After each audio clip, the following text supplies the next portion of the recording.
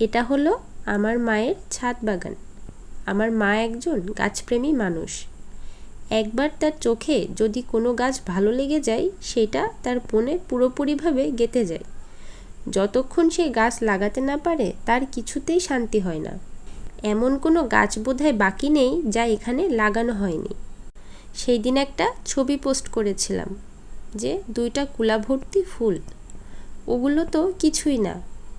মায়ের এই গাছগুলোতে এত যে ফুল ফোটে, সেটা বলে বোঝানো যাবে না।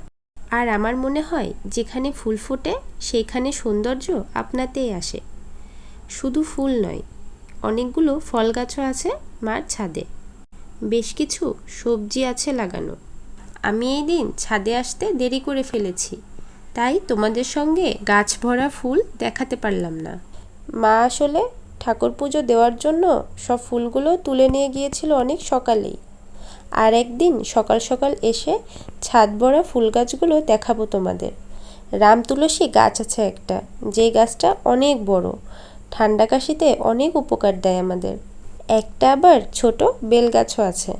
শহরের পরে বেল গাছ সেভাবে দেখা যায় না বলে নিজেই লাগিয়ে নিয়েছে তার ছাদে।